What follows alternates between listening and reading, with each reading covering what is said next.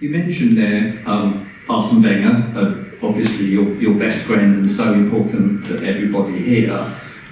The last couple of times we've seen him, it hasn't been at the Emirates, it's been at the Palladium or with yourself. And Akhil, you were talking to Henry Winsham about this, who helped you with the book and wrote an article on it last week. So maybe Akhil, you pick up a bit and then we'll go back to David. Yeah, I mean, I spoke to Henry sort of a couple of days ago, and he was sort of writing a piece on Arsene Wenger, and of course he was at the Palladium, he hosted along with Amy Lawrence, so he must have had a chat with Arsene Wenger about this and kind of asked what the fan feeling was. And I think, doing a little bit of research, talking to a few people, I think I think people agreed with Arsene's decision to maybe step away a little bit, not be that sort of Sir Alex Ferguson type figure, when the cameras pan to him every time David Moyes loses, things like that.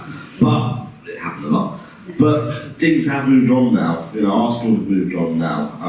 I mean, if you look at sort of who's running the club, Arsene Wenger's former captain, Arsene Wenger got Per Mertesacker as well, alongside Edu. So do you think now is the time for Arsene to come back, and do you think he will come back? To what you think? It's a sensitive question. Rather like myself, he is bruised. I don't think he was treated well. And I said in the book, I don't think I was treated well.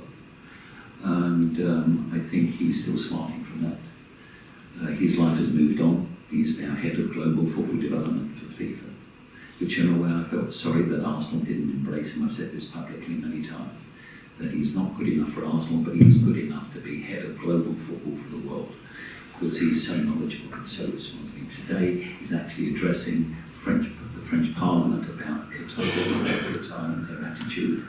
And what he's doing is taking his training methods around the world now, his coaching methods.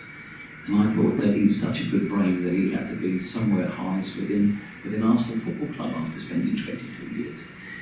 I do hope that he does come back to one, because as you probably know, it's no secret, there is a statue waiting for him to be unveiled. I hope he does decide to do that, because for what he delivered to the club, he certainly deserves it. And I hope at the moment, he was in two minds, he hasn't agreed to do it yet. I'm certainly pushing him to try and encourage him that he should come over, because it ought to be there.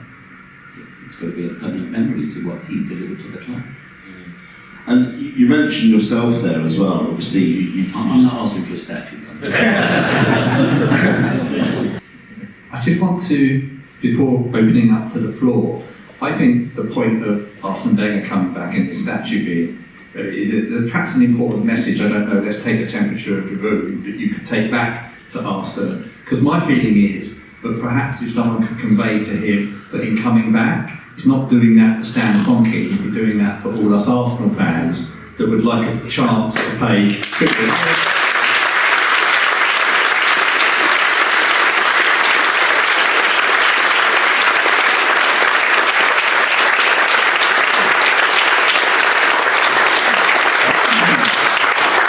I think maybe we have the answer there, and you'll have plenty of time with Arsene next month. Arsene, can you get one? And of course, if he doesn't want to go back to the Emirates, he can always come back to Holloway Road, and we'll host him here.